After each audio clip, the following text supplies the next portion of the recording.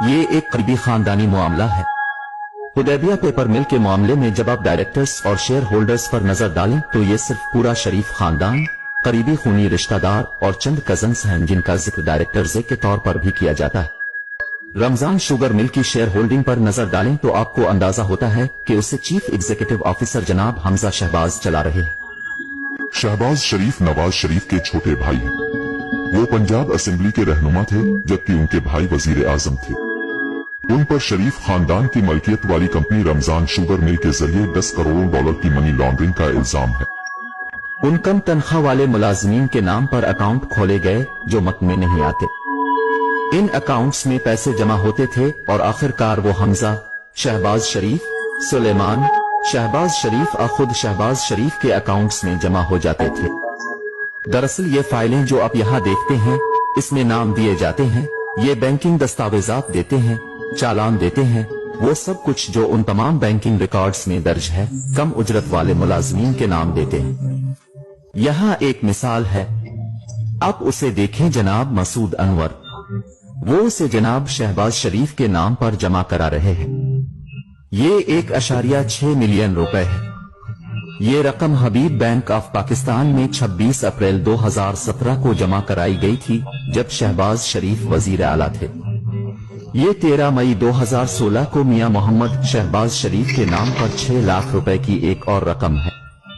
जनाब मसूद अनवर के अकाउंट में 52,451 रुपए जमा कराए गए। 1 करोड़ रुपए और 90 लाख रुपए मसूद अनवर ने मिस्टर शहबाज शरीफ के अकाउंट में जमा करवाए। अब आप पूछ सकते हैं कि मसूद अनवर कौन है? वफाकी तहकीकाती इदारे FIA की जानिब से की जाने वाली इस तहकीकात के मुताबिक मसूद अनवर थे शरीफ खानदान का निचले दर्जे का मुलाजिम। आपके अपने खानदान का रुकन वजीर खजाना है और आपका दूसरा भाई वजीर आजम है। लिहाजा इस वक्त पूरी बैंकिंग चीन उनकी सहूलत के लिए मौजूद थी और मैं तहकीकात में शामिल एक जराये से बात कर रहा था।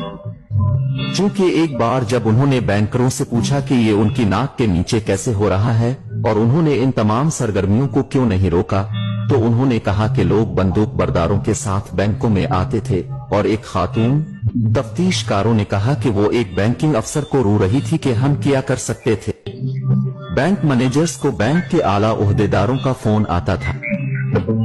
बैंक खुद शरीफ खानदान की करप्शन पर पर्दा डालने के इस गठजोड़ का हिस्सा थे। नाम निहाद पनामा पेपर्स में मनी लॉन्ड्रिंग और टैक्स चोरी के इल्जामात हैं। इसमें आलमी रहनुमा शामिल हैं और जहां उनमें से कुछ पर टैक्स से बचने की कोशिश में अपना पैसा छुपाने का इल्जाम है। ये पाकिस्तान के लोगों के लिए हैरत की बात थी क्योंकि ये बैन अल-अक़वामी सतह पर सामने आया था। इसकी साख बहुत ज्यादा थी क्योंकि इससे पहले कई सालों से शरीफ खानदान इस खबर को इस्तेमाल करता रहा है कि उनके खिलाफ ये तमाम इल्जामात सियासी मुहर्रिकात पर मबनी है। पनामा पेपर्स में नवाज शरीफ के 3 बच्चों के नाम हैं। उनका खानदान ऑफशोर अकाउंट्स के जरिए लंदन में जायदादों का मालिक है। नवाज शरीफ की बेटी ने लंदन में जायदाद रखने से इनकार किया है। इसके दस्तावेजात मुबैना तौर पर के हैं और जाहिर करें कि वो जायदादों की ट्रस्टी है, मालिक नहीं। लेकिन वो दस्तावेजात की लिपुरी नामी फॉन्ट में लिखी गई है जो 2007 तक दस्तयाब नहीं थी। अगर आप 1992 और 93 को देखें तो ये बहुत अहम वक्त है। मरियम के असासों में 21 गना इजाफा हुआ है और 1 साल में इसका कोई जवाज नहीं है।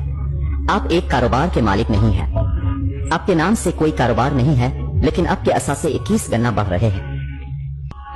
1992 में मरियम नवाज 19 साल की हो गई। पनामा पेपर्स के इंकशाफात के बाद पाकिस्तान की तहकीकाती एजेंसी ने शरीफ खानदान के माली मामलात को निकाला। मुश्तरका तहकीकाती टीम को बुनियादी तौर पर पता चला कि मिस्टर नवाज शरीफ आमदनी के मालूम जराये से बनाए गए असासों का जवाब पेश नहीं कर सके। ये अहम इल्जामात में से एक था। मामले को फौजदारी कार्रवाई के लिए भेज दिया गया था।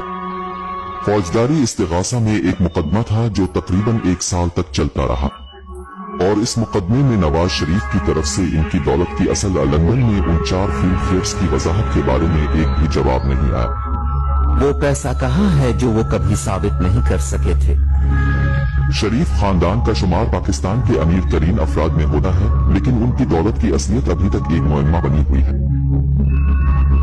इस वक्त अपनी फेयर में जिस फ्लैट में रह रहे हैं, इसका नाम दरअसल गुज़िश्ता साल पाकिस्तानी अखबार दी न्यूज में उन 4 फ्लैटों में से एक के तौर पर लिया गया था जो आपके वालिद ने मुख्तलिफ स्विस और ऑफशोर कंपनियों के जरिए गैर कानूनी तौर पर खरीदा था।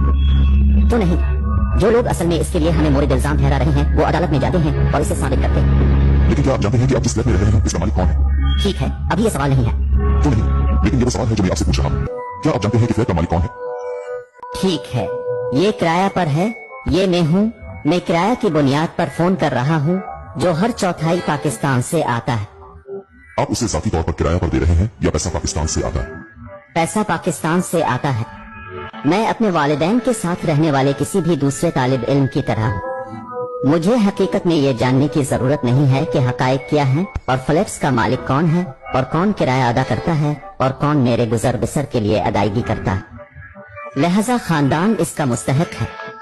अगरचे ये मेरी गलती नहीं थी कि मैं एक अमीर और अमीर घराने में पैदा हुआ था। मेरे दादा ने ये सब कुछ सख्त मेहनत से हासिल किया। जब आप उनसे पूछेंगे कि आपको ये पैसा कहाँ से मिला तो वो आपको आजादी के वक्त अपने मरहूम दादा की कहानी सुनाना शुरू कर देंगे। हम हिंदुस्तान से आए थे, हमारे पास कारोबार है।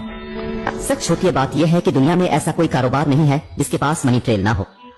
अगर आप उनकी टैक्स फाइलिंग को देखें तो ये एक बड़े सनती खानदान के तौर पर सामने नहीं आता है। शरीफ खानदान पाकिस्तान के इस अमीर घराने में कभी शामिल नहीं हुआ, लेकिन अब अगर आप पाकिस्तान के अमीर तरीन खानदानों की फहरिस्त बनाएं तो यकीनी तौर पर शरीफ खानदान टॉप 3 में शामिल होगा। हो सकता है कि टॉप 5 में इसलिए शामिल हों कि लक्समबर्ग, बरतानिया, मुत्तहिदा अरब अमारात और सऊदी अरब में उनकी कितनी जायदादें छपी हुई।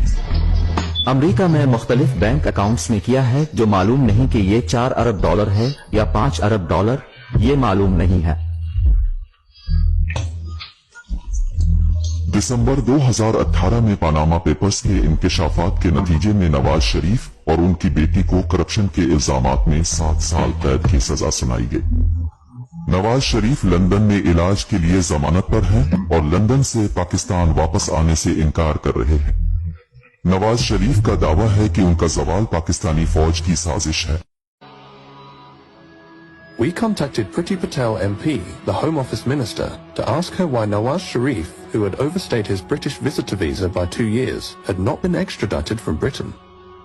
Priti Patel had been eager to deport asylum seekers during her time at the Home Office, yet she took no action against Nawaz Sharif. Priti Patel MP in the Home Office did not agree to an interview.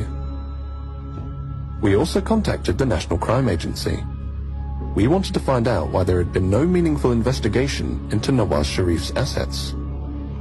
The NCA did not agree to speak to us.